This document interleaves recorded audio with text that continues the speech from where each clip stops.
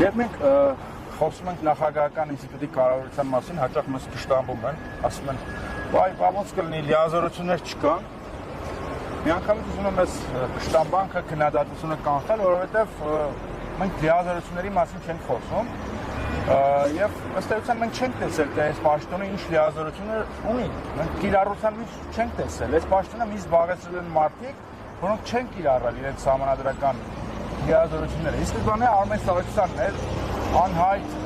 անորոշ ինչ-որ մեկը, որը մեր հայոց պատմության մեջ հայտնի դարձավ նրանով, որ միջազգային հանրությանը 44 թվականի պատերազմի ժամանակ հավաստիացնում էր, որ մենք չենք հարվածի գազամուղին ադրբեջանական։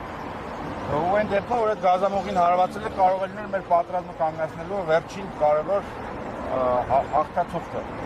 Եվ մենք մինչև իմացանք ինքը որ երկրի քաղաքացի է։ Ինչևից է, հաջորդաբար ունեցանք Վահագն Խաչատուրյանին, էլ ինչ-որ անհայտ մեկը, մարդ, որը ըստ էության Նիկոլ Փաշինյանի աշխատակազմի աշխատողներից մեկն է, մարդ, որը լինելով նախագահ, նույնիսկ ցեղասպանության տարելիցի օրը ուղերձ չի եղել հայ ժողովրդին։ Այո։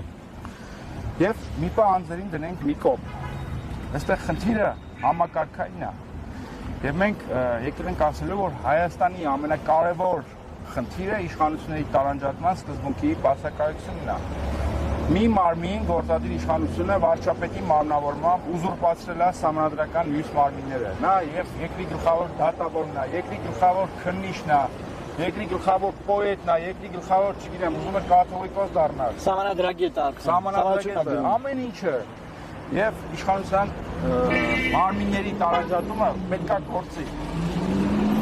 Եվ այստեղ էլի հարցը համակարգային է։ Մենք չենք ուզում լինի իշխանափոխություն եւ այդ իշխանափոխությունից հետո, եթե օրինակ իշխանության գա ուժեղ Հայաստանը, հանրապետության նախագահ դառնա Դալմամոլի մենեջերներից մեկը եւ կրկնի Վահագն Խաչատուրյանի պատմությունը, այսինքն մենք համակարգային խնդիր ենք դնում եւ ուզում ենք ասել, որ երկրի վարչապետը, ով էլ որ լինի, պետք է իմանա, որ իրենից բարձր խոսք կա այս երկրում։ Այո։ Որ ինքը չի կարող իրեն ամեն ինչ թույլ տալ։ Ըստ էության սահմանադրությամբ երկրի նախագահը բարձր արժեքների երկրի սահմանադրական կարգի երաշխավորն է, չէ՞։ Բայց այս պայծության մենք այդ ամենը չունենք եւ մենք ինչ ենք ուզում անել։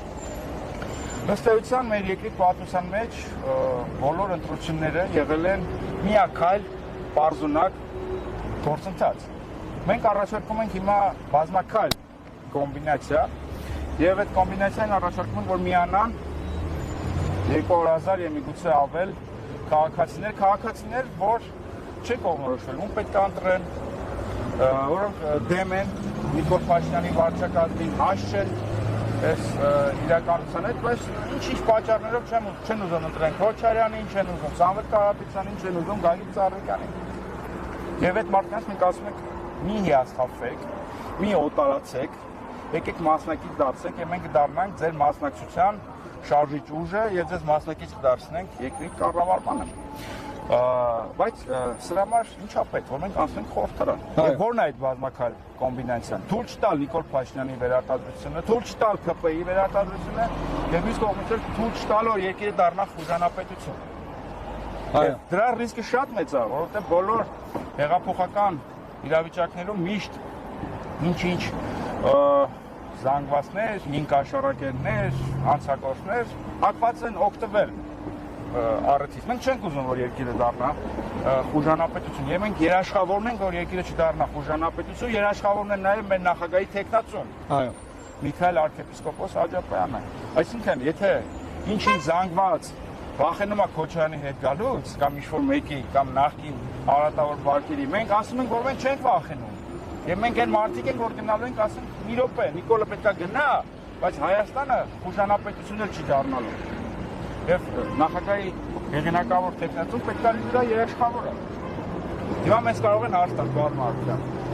Ինչի հենց մենք, ինչի ուրիշ չի կարող։ Տալիս են այդ պրոցեսը անի։ Ես այդ հարցերին կպատասխանեմ, բայց հիմա մենախոսությունը շարունակեմ,